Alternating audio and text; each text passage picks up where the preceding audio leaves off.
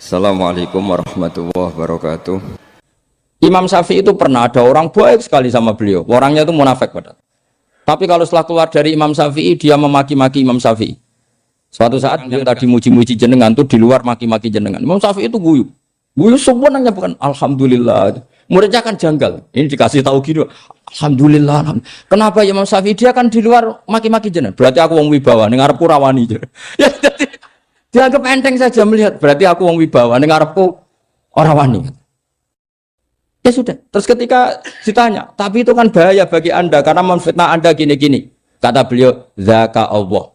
Yang kritiknya bahaya itu hanya Allah Ta'ala. Yang lainnya enggak bahaya. Karena ini makhluk dhaif, enggak penting. Loh, kamu sampai tersisa dikritik orang karena kamu nganggap makhluk itu penting. Ini gobloknya sampean.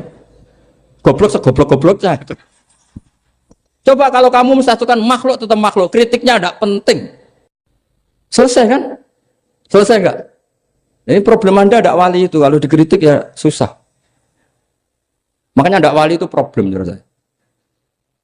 Makanya saya enggak jadi wali itu kan, kan. Karena hanya wali yang hidupnya itu la khaufun alaihim walahum. Ya.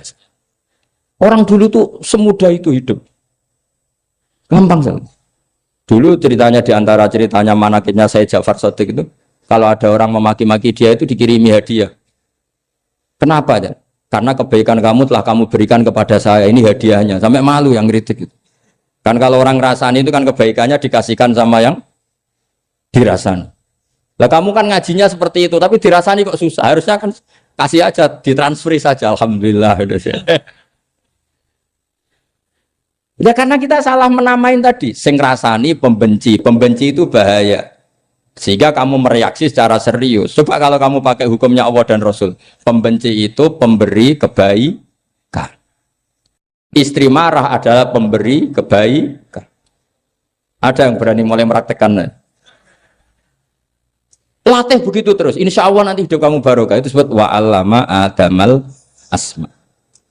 Dan itu yang diajarkan Rasulullah. Rasulullah itu kalau ngajarkan hidup itu gampang sekali. Allahumma ja'alil hayata ziyadatan li fi kulli khairin wal mauta rohatan li min kulli syarrin. Jadi kalau kita hidup anggap saja peluang untuk nambah kebaikan. Kalau kita mati anggap saja akhir dari semua potensi kejahatan kita. Anda sekarang mungkin tidak zina tapi potensi zina. Anda sekarang tidak korupsi, potensi korupsi. Anda sekarang tidak selingkuh, tetap potensi selingkuh. Nah, anggap saja kalau mati berarti akhir dari segala potensi itu. Alhamdulillah.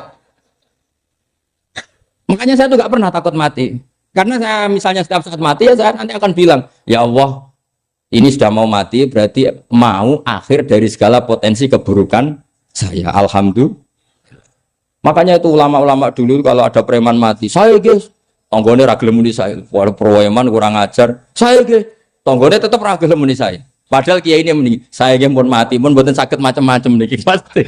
Karena dia dengan mati berarti rohatan mengguli syarrin, keburukannya tidak terulang lah. Lah keburukan nggak terulang lagi tuh saya apa buruk? Saya. Makanya kiainya minta saya ge niki. Tonggone cek menengai. Saya ge menengai. Makanya suatu saat kalau ada gitu kamu harus bilang apa? Saya pun mboten jahat malih pun mati. Jadi kayak apa coba? Coba sekali-kali statuskan kalau al hayat adalah ziyadatan lana fi kulli khairin. Al maut adalah rohatan lana min kulli. Sehingga kita hidup ya happy, mati juga happy, gak masalah. Terus kalau misalnya mendingin, tapi anak bojoku piye? Memang selama hidup anak bojomu bahagia. Petoknya ya tambah musibah ya cok. Malah sombong lagi kamu, seakan-akan kamu Tuhan yang bisa mensejahterakan manusia. Wong isih urip bojomu wis donga muga-muga nang mati malah. Karena gak jelas termasuk dosane jenengan sedanten itu senangane cerita Nabi Adam. Nabi Adam mbok critakno dosane, mulane do kualat. Wong nyeritakno bapake kok nyeritakno napa? Dosane. Mulane kata kiai kualat, wong bapake kok diler-ler napa? Dosane. Mulane nak cerita Nabi Adam niki kedah sempurna. Terus niki kula cicil juz tunggal napa wa 'allama Adamal napa? Asma. Pertama kali hubungannya Nabi Adam kalian Allah Subhanahu wa Ta'ala ini hubungan mengajarkan nama sesuatu. Jadi sampean jangan pakai teori modern bahwa apa artinya sebuah nama. Nama itu penting sekali.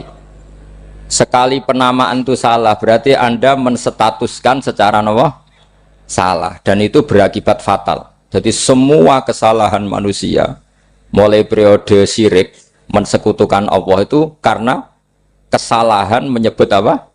Nama. Ini penting kolaborator. Jadi misalnya orang Arab itu ada batu tertentu yang dipahat disebut manat. Manat itu dari kosakata manan, pemberi. Yang satu disebut uzza, sesuatu yang aziz, yang agung. Sehingga akhirnya diperagungkan. Coba kalau misalnya manat dan lata itu ketemu orang Lasem, terus ditanyakan, ini batu apa ini? Dari Purwodadi apa dari Mojokerto? Yang mahat siapa? Ini irungnya tidak pas. Ini matanya kok agak picek. Andekan distatuskan seperti itu, kira-kira disembah apa enggak? Enggak. Iki pas pembuatan ini pate protol terus digenti. Sehingga setiap kemusyrikan itu semua para nabi ngendikan inhiya illa asmaun sammaitumuha antum wa abaukum ma anzalallahu biha min sultan. Sebagian ayat ma anzalallahu biha min sultan. Bahwa kesalahan-kesalahan yang kamu timbulkan itu karena kamu kesalahan bikin nama. Makanya status itu penting. Nanti sampean tahu pentingnya yang saya katakan ini. Nanti setelah sampean mati, nanti mesti nyari saya karena kenangan ngaji ini. Ini Mas Atabik itu mas saya, beliau seorang dokter, tapi saya tidak akan bilang dia dokter karena nanti anak cucunya inginnya jadi dosen. Tapi kalau saya menstatuskan dia turunan Mbah Sambu, babai wong alim. Wah anak putune arah alim isin. Dan di status no pegawai negeri dosen, wah anak putune golek duit ya pikirannya kan. Karena status itu mengilhami apa? Status itu karena itu yang dikenalkan. Makanya ini penting. Fir'aun ketika dianggap sebagai Tuhan itu karena dia berhasil menamakan dirinya orang yang nggak pernah sakit dan dia penguasa. Penguasa itu artinya apa? Dia memimpin sekian orang. Akhirnya dianggap Tuhan. Tapi ketika debat terbuka sama Nabi Musa, pertama, mohon standar mohon gemike. Pertama kata Fir'aun, wama Rabbul Alamin. Lalu Tuhan kamu itu siapa? Kata Musa, yang menuhani langit dan bumi. Fir'aun masih bisa berargumentasi. Setahu saya di bumi Tuhan hanya saya. Soal kemungkinan Tuhan Anda di langit, terus Fir'aun nyuruh Haman, ya Haman ibnili sorhal la'ali abluhul asbab as-samawati fa'attali'a ila ilahi Musa. Tapi kalau itu dibuktikan, nanti Musa pasti kalah. Karena kalau Fir'aun naik ke langit, pasti gak melihat Tuhan. Wong yang Nabi saja gak ngelihat, apalagi Fir'aun. Pasti dia bilang gak ada. Tapi apa yang bisa mengalahkan Fir'aun adalah argumentasi status. Kata Musa, Rabbukum wa Rabbu abaikumul awalin. Yang nuhani nenek moyang kamu. Artinya kalau Fir'aun Tuhan, itu berarti Tuhan balita. Karena mbah-mbahnya dulu tanpa Tuhan. Karena Tuhannya lahir terlambat. Akhirnya Fir'aun, saat itu juga, para pengikut Fir'aun langsung menjadi mukmin meskipun menyembunyikan imannya. Karena kalau Fir'aun Tuhan, berarti mbah-mbahnya tidak punya Tuhan. Karena Tuhannya baru dilahirkan kemudian. Artinya gini, andaikan Fir'aun distatuskan al-maulud, orang yang dilahirkan, maka tidak akan ada orang yang menuhankan Fir'aun. Atau Fir'aun dibahasakan wujida ba'da alam yakun. Dia ada setelah dulu-dulunya tidak ada. Apapun hebatnya Donald Trump, apapun hebatnya Cleopatra, apa Fir'aun, semuanya itu wujidu ba'da alam yakun. Mereka ada dari tidak. Yang seperti ini pasti tidak Tuhan. Makanya Allah mengenalkan manusia itu sederhana supaya tidak pernah jadi Tuhan. Hal ata alal insani khinum minad dahri lam yakun syai'am mazkura. Manusia itu siapa? Ya manusia itu makhluk yang ada dari tidak ada. Dengan status itu nggak mungkin kamu tuhankan. Ini penting saya utarakan. Jadi buah gerakan Allah itu pasti dimulai salah penamaan. Makanya saya kemarin ketika Mbah Mun intakola ila rafiqil ala, ketika beliau wafat, saya bilang ke anak-anak Anwar, Statuskan Mbah Mun sebagai orang alim allama al-faqih, muridnya Sayyid Alawi, muridnya Mbah Zubair. Sekali Anda menstatuskan beliau orang besar, tepaan santri sing mau luhur kepengin ditiru besar tok. Nah, niru besar tok terus ono santri mau ita itu tok ngerasa gede repot. Sama, makanya saya nggak pernah. Sebenarnya saya tahu, Mas Atabik ini Mas saya itu dosen saya tahu, tapi saya tidak pernah ngomong dosen. Kalau anak-anak era menjadi wong alim, menjadi dosen malah langsung melatih wong alim, malah celaka mana. Jadi karena salah status itu nanti panjang, akibatnya itu panjang. Makanya saya itu sebetulnya ya risih dikatakan Gus Bak itu orang alim, sebenarnya risih. Tapi saya seneng saja. Sing seneng benir walime, sing hasut takjak kompetisi. Jadi nikmati ya. Jadi sing seneng benir walime, sing seneng ya itu hasut takjak kompetisi, takjak maca tafsir, nak ramriyang ya. Ungkono paling maca primbon mek terjemah.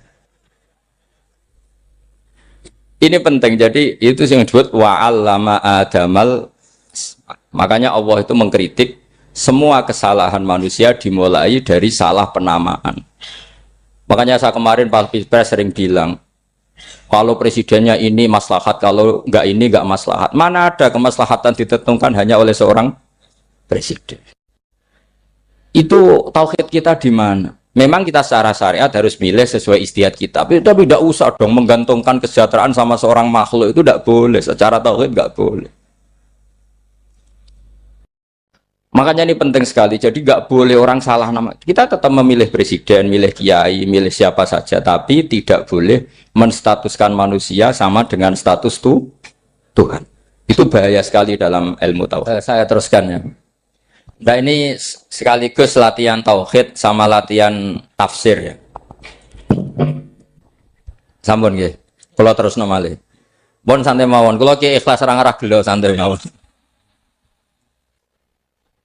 Wong umpama ora sida ngaji ora gelo apa meneh trimo mik rusak. Ndak, karena saya itu insya Allah ndak akan pernah salah nama. Saya punya cerita ya tentang nama itu. Ketika seseorang baik sama tetangga, itu kalau sampean seorang mukmin yang mukhlis, mukmin yang ikhlas, pasti ya karena diperintah Allah. Saya ngajar seperti ini karena diperintah Allah. Baik sama pernah sepuh karena saya turunan Mbah Sambu, ya karena menghormati Mbah Sambu. Itu bagus. Sehingga dulu itu ada ulama, saya berkali-kali cerita, ada ulama punya tetangga itu berdua anak muda. Ya Ahmad, silahkan ke rumah saya. Datang. Setelah datang ke rumah pemuda tadi, kata pemuda tadi, ya Ahmad silahkan kembali, saya tidak butuh kamu. Kembali Imam Ahmad, dan santai saja. Setelah kembali sekian menit dipanggil lagi, ya Ahmad saya jadi butuh kamu, datang ke rumah saya, datang lagi. Setelah datang, saya tidak butuh kamu, silahkan pulang. Pulang sampai 3 kali. Itu Imam Ahmad senangnya bukan main, kelihatan ceria senang. Lama-lama muda ini tanya, ya Ahmad kenapa Anda tidak tersinggung, bukankah itu menyakitkan? Enggak kata saya. Tapi saya akan menyebalkan. Enggak kata saya. Kata Imam Ahmad, kenapa aja? Saya ini diperintah sama Allah, kan apik mbek tangga. Dadi nek mbok undang ya teko, mbok kon mulai ya mulai. Alhamdulillah iso nglakoni perintahe Allah. Dadi aku ora ono hubungane mbek kowe. Sehingga orang itu gak bisa didikte oleh di sekelilingnya karena ya hubungannya langsung sama Allah Subhanahu wa Ta'ala. Jadi dulu tuh orang jadi wali itu segampang itu.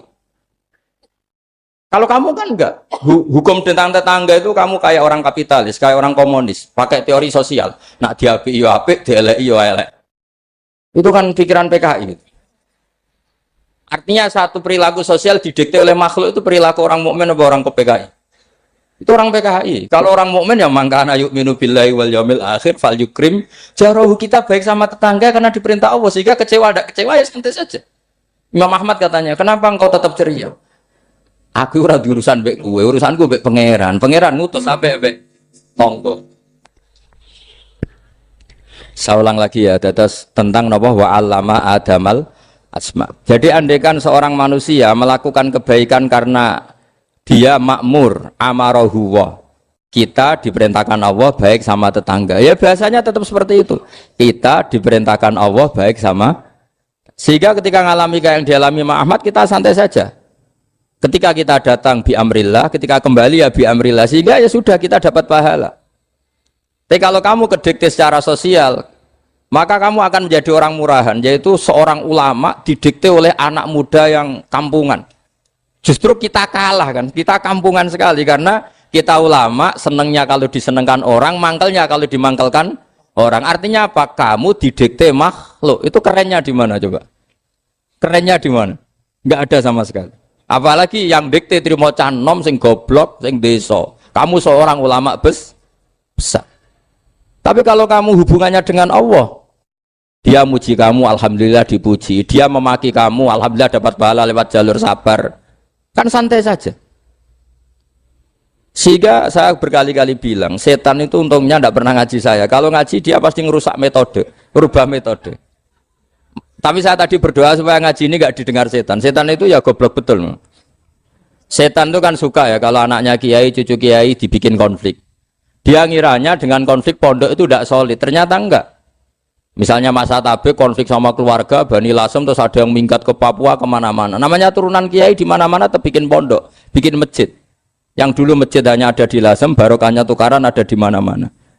Lah itu namanya setan itu salah perhitungan apa? Makanya gobloknya dia itu udah ngaji saya. Kalau ngaji tak kasih tahu itu bahaya itu. Bikin kiai konflik itu bahaya. Iya betul. Islam ada di Indonesia itu ya barokahnya konfliknya sahabat. Sayyidina Ali dan Sayyidina Muawiyah itu konflik. Banyak sahabat netral yang ingin menghindari itu mau ke Cina. Di Selat Malaka sebagian terdampar, terus ada yang ke Aceh, ada yang ke Sumatera, namanya Sayyidina Ali. Makanya awal Islam di Indonesia dimulai Syekh Yusuf Baros itu. Kalau Timur Tengah nggak ada tukaran tuh tidak ada Islam menyebar kemana-mana. Nah setan ngiranya kalau sahabat tukaran itu nanti kacau. Ternyata enggak, malah Islam menyebar kemana-mana, barokahnya tukaran. Dulu Solo karena konflik ya banyak ulama yang ke Selasem kemana-mana gara-gara Solo gak kondusif. Akhirnya kayaknya keduman basambu, keduman macam-macam. Sedungak mawon kiai tukaran terus betul apa-apa. Yang penting ora bacok-bacokan, rasanan-santetan wis. Wis pokoke rasan-rasanan ringan ya sudah itu bagus. Memang Allah bikin seperti itu. Enggak apa-apa.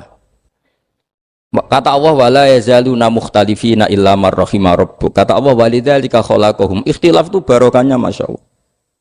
Kalau saya setuju pendapatnya Mas Atabik, saya jadi dosen. Nanti yang ngaji tafsir siapa? Tapi kalau dia setuju saya, dia jadi ahli tafsir, yang jadi PNS siapa? Ya sudah, barokahnya khilaf. Dia jadi PNS ya dapat gaji, tapi gaji itu bisa dihitung. Kalau naik harus tambah prestasi. Kalau saya kiai min haitsu la yahtasib, pasti cepat kaya saya. Karena rezekinya kiai itu tanpa batas. Makanya haji saya itu plus. Saya itu tidak kaya, tapi haji saya haji plus. Masa tapi paling reguler. Karena rezekinya kiai itu min haitsu la yahtasib. Makanya saya pernah disoal sama teman-teman dosen di UI. Bapak kok berani pulang ke Rembang? Kiai itu kan rezekinya agak jelas. Kata saya justru agak jelas itu bagus. Kalau sampean kan konsisten segitu nilainya. Kalau saya enggak, kata saya. Jadi tak nikmati saja. Karena saya hamba Allah, bukan hamba negara. Kalau hamba Allah ya gaji Allah. Kalau hamba negara ya negara itu, negara sama Allah kayak mana? Allah ya sudah pinter berarti sudah. Jadi jangan pernah kita ini salah nama. Kalau salah nama itu bisa panjang. Makanya ada wali itu kalau dongo itu rontok kriminal, tapi malah pangeran seneng. Sampai dalam riwayat itu innahu yudkhikuni al-yauma salasa marat. Wali itu bisa menertawakan saya 3 kali. Itu kata Allah. Itu kalau dongo itu agak kriminal, tapi mesti mustajab. Tapi kalau kamu niru sudah ada mustajab, karena ini KW, copy paste. Itu kalau dia datang ke Raudhah itu bilang gini wali tadi, ya Allah, saya ingin jadi orang baik. Jika engkau turuti doa saya, maka surra habibuk, kekasihmu ini menjadi senang. Tapi jika saya jadi orang jelek, surra aduwuk, yang senang itu iblis. Sekarang milih mana jenengan? Menyenangkan kekasih kamu atau menyenangkan musuh kamu? Itu cuma riwayat. Terus kata Allah bilang ke Nabi Muhammad, karena wali kan ada alam roh. Wis kandhani wis mustajab, coba lain itu gue. Segampang itu wali punya hubungan. Saya ulang lagi ya, tapi jangan ditiru. Karena kamu tidak wali, nanti setelah wali niru gak apa-apa. Ya Allah, saya ini ingin jadi orang baik. Kalau saya jadi orang baik, maka surra habibuk, kekasihmu menjadi senang. Kalau saya jadi orang buruk, surra aduwuk, musuh kamu menjadi senang. Tinggal engkau lah sekarang sebagai Tuhan, senang menyenangkan kekasih kamu, menyenangkan musuh kamu. Ya tentu Allah pilihannya kan seneng menyenangkan kekasihnya. Terus kata Allah, sudah sampai situ aja doanya, jangan panjang-panjang, baca-baca malah repot. Semudah itu mereka hubungan dengan Allah Subhanahu wa taala karena mereka tidak pernah salah nama. Kalau kita kan tidak. Kita tidak mesti walinya, tidak mesti istiqomahnya, kiai saja karena diangkat MUI, bukan karena kiai betul, atau diangkat di struktur kepengurusan NU. Terus doa pakai namanya sendiri, ya Allah, saya ini ngitmai agama sudah lama, mbok ya Allah, saya ini jadi gini-gini. Status kamu itu belum ada di arsy. Ini penting saya utarakan, jadi nama status itu penting sekali. Sehingga semua kesalahan saya ulang lagi itu karena status. Ini penting saya utarakan karena sekarang itu banyak nama itu disepelekan. Saya itu sering sinau kamus, jadi saya termasuk menekuni tafsir itu diantaranya menekuni kamus. Saya punya kamus banyak, mulai yang dikarang orang setengah kafir, munjid itu kan, kafir tapi setengah. Karena timnya banyak yang muslim juga. Ada yang Verus Abadi, macam-macam. Yang saya kenang dari kamus, diantara kamus yang saya kenang tentu miliknya Said Zabidi, kamus Mukhid itu. Ada kamus milik saya namanya Mukhtarus Sikha, itu dikarang oleh orang alim. Itu bilang begini, sama tak bedai sekarang, lafadz ilah itu maknanya apa? Tuhan kan? Tasniahnya apa? Dia bilang isim ini tidak punya tasniah. Dia bilang ilah, normalnya tasniahnya ilahani, jam'anya taksir alihah. Tapi kata dia nggak boleh. Lughat seperti itu nggak boleh, karena kullusmin harus ya dulu ala aini musamma.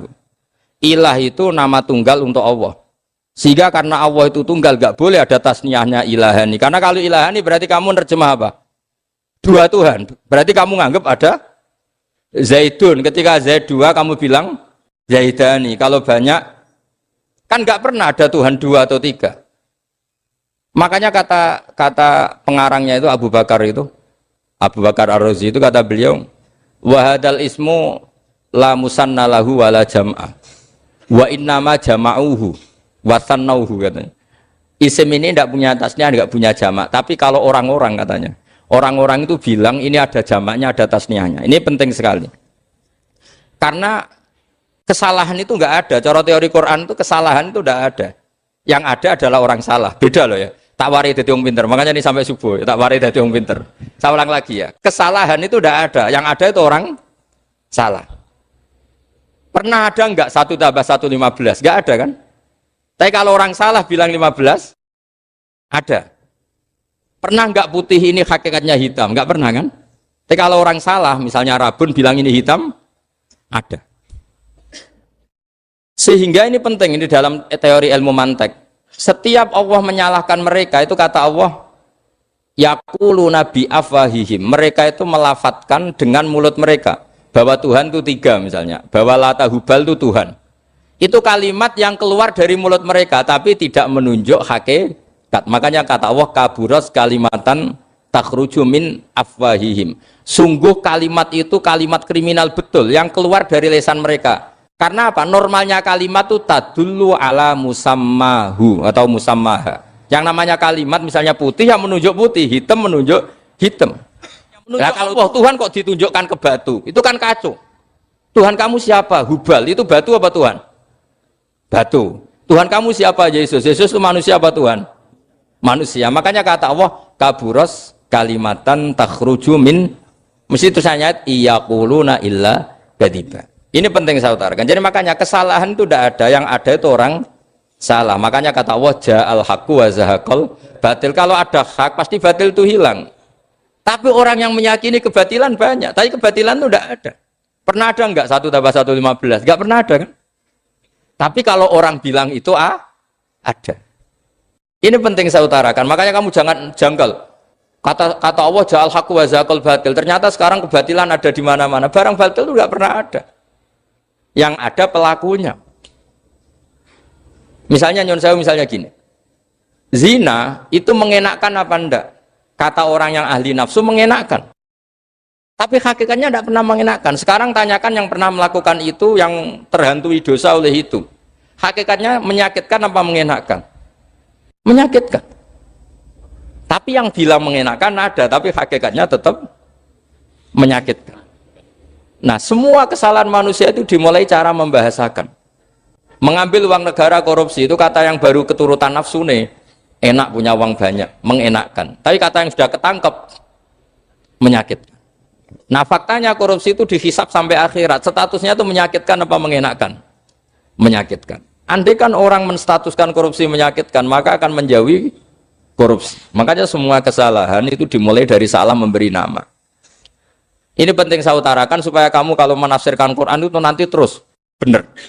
Makanya setiap kesalahan kata Allah apa? Kaburas kalimatan takhruju min afwai. Nah, kalau kalimat itu nyata kata Allah kalimatu haqqin aliyana hya wa aliyana mut wa aliyana nubas. Atau katanya istilah pangeran dzalika bi anna wal haqqu wa ma yatuna min dunihi wal batil. Nanti terus urut, sampean baca Quran nanti bisa kayak saya urut, konsisten. Yaitu tadi. Misalnya Fir'aun itu orang pakai status yang diajarkan Allah ke kita. Fir'aun adalah wujida ba'da alam yakun. Fir'aun adalah makhluk yang sekarang ada, tapi dulu-dulunya tidak ada. Padahal sebelum ada Fir'aun sudah ada bumi, ada langit, ada matahari. Sebelum ada Yesus, ada Isa, sudah ada bumi, ada matahari. Artinya apa? Zaman langit bumi ada, penyebabnya Isa apa enggak? Enggak kan? Karena dia ada setelah adanya langit dan bumi. Fir'aun juga gitu. Yesus juga gitu, semuanya begitu. Makanya Allah mengajari kita apa? Hal ata alal insani hinum minad dahri lam yakun syai'am madhkura. Katakan manusia itu siapa? Manusia adalah makhluk wujud yang dulu tidak ada. Sekarang banyak enggak orang yang sudah kaya sebelum Pak Jokowi jadi presiden, sebelum Pak SBY jadi presiden, sebelum Pak Karno jadi presiden? Banyak enggak yang sudah kaya sebelum? Banyak kan? Artinya yang mengkayakan itu presiden Pak Allah. Allah. Sekarang kamu miskin, kamu nggak bisa nyalahkan Pak Jokowi. Sebelum Pak Jokowi presiden kamu sudah miskin. Ya, artinya yang memiskinkan itu presiden apa takdir? Takdir. Makanya wa anna ila rabbikal muntaha wa annahu adhaka wa abka wa annahu amata wa ahya wa annahu khalaqaz zawjaini dzakara wal unsa. Jadi kita miskin ya karena kehendak Allah, kita kaya kan semua itu karena Allah. Tapi kita terjebak hukum modern. Nak presiden iki sejahtera, anak iki ora. Ya mungkin secara bahasa syariat mungkin ada benarnya, tapi kita-kita ini kan dilatih ilmu hakikat. Tak ulang malam 13 Dzulhijjah masuk ilmu cek syariat tok. Oh gak pinter-pinter banget cek gobloke kan gitu. Kenapa nama itu penting? Begini. Alam yang dipakai Quran, alam itu nama ya, alam mangkul. Semua alam. Wah nanti subuh tak jamin pinter nih. Tapi saya tetap mau setengah jam. Karena saya tahu sampai subuh pun kira-kira ya tidak pinter, jadi ya setengah jam. Jadi nanti kalau kamu ditanya, kenapa tidak pinter? Mari Gus Bak mulangi setengah jam. Punya alasan. Kalau sampai subuh kok gak pinter kan? Goblok banget nanti subuh orang pinter. Ya nak orang-orang bilang gitu.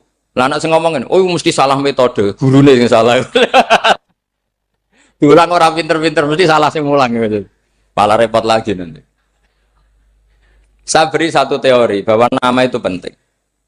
Rasulullah itu pernah guyon gini, ini guyon betul ada di hadis Sahih, ada di juz 3 di kitab Bukhari. Allah itu kalau ingin bully, Allah itu suka bully, suka goda orang. Kalau ingin bully orang kafir itu menamakan kekasihnya namanya Muhammad. Makanya Nabi pernah guyon. Ala ta'jabuna kaifa yasrifu wa an lisatma quraisin wa la'nahum. Kenapa Anda nggak pernah berpikir bahwa Allah begitu mencintai saya sampai bikin nama untuk saya itu nama yang membingungkan semua orang kafir? Karena kalau Abu Jahal nyari Muhammad mana itu kalau kamu tahu bahasa Arab berarti artinya kan orang terpuji mana? Padahal Abu Jahal itu menghindari kata orang terpuji. Jadi bingung dia. Muhammad kamu jancuk, coba kamu terjemah. Wahai orang terpuji kamu, itu kan kacau semua. Makanya Allah itu suka bully. Jadi kata Nabi Muhammad, kamu tahu betapa Allah itu mencintai saya dan bikin bingung orang-orang yang menghujat saya. Karena mereka kalau menghujat saya tetap menamai Muhammad. Itu coba kalau kamu tahu bahasa Arab, maknanya Muhammad orang yang berarti kira-kira kalau Abu Jahal Misa itu jancuk kamu Muhammad. Berarti artinya apa? Wahai orang terpuji, kamu jancuk. Ini kalimat yang kacau kan? Akhirnya Abu Jahal pinter. Kalau nyari Muhammad bilang gitu. Ya mudhammam, ainal mudhammam. Makanya kata Nabi, yastamuna mudhammaman wa yal'aununa mudhammaman wa ana Muhammad. Akhirnya Abu Jahal kalau nyari Muhammad, ainal mudzammam, mana orang yang tercela? Akhirnya orang-orang tanya, mudzammam itu siapa? Muhammad itu loh. Akhirnya dia keinget lagi. Ya Muhammad itu loh. Akhirnya ya bilang Muhammad lagi. Jadi kayak apa? Makanya itu saya mangkal kalau sama orang dan anaknya Kiai jenenge Agus karena ya tetap diceluk Gus. Karena ya saya itu punya teman itu gak Gus, mangkelnya bukan main sama anaknya Kiai. Dia punya cita-cita anaknya nanti dinamai hanya Agus saja. Supaya semuanya manggil. Terus nanti yang hasut ya bilang Dus. Kayak kemarin pas Pilpres itu macam-macam. Tapi ini penting saya utarakan. Jadi nama itu nggak boleh salah. Status juga nggak boleh salah. Makanya saya ingin misalnya anaknya Kiai kok jadi pejabat. Ya sudahlah, jabat itu. Saya betul. Saya sampai sekarang dengan Gus Yasin itu ya tetap nyucup. Saya bilang ini putra guru saya, ini Gus saya. Saya tidak pernah membahasakan beliau wakil gubernur. Bahayanya nanti suatu saat, oh ini mantan, kan repot. Jadi ini penting, status itu penting. Orang sekali salah status itu bahaya, ke depan itu bahaya sekali. Karena tadi saya bilang, tadi misalnya banyak kan anaknya orang-orang alim alamah, terus anak cucunya jadi dosen atau jadi doktor gitu. Terus ini yang jadi status. Nggak boleh seperti itu. Ya sudah, dokter secara akademik, dia jadi PNS karena kestatusan itu, tapi di keluarga tetap saja status alimnya saja. Atau mudawimul khairi, mudawimul tahajud, mudawimu apalah. Ini selalu tahajud, ini selalu deres, ini selalu ibadah. Sehingga anak cucu kita ya kenangannya itu. Anak-anak saya meskipun kecil itu jamaah terus, karena ya saya selalu jamaah. Dan saya melihat, kalau anak saya tanya, Pak, kenapa Bapak sholat terus?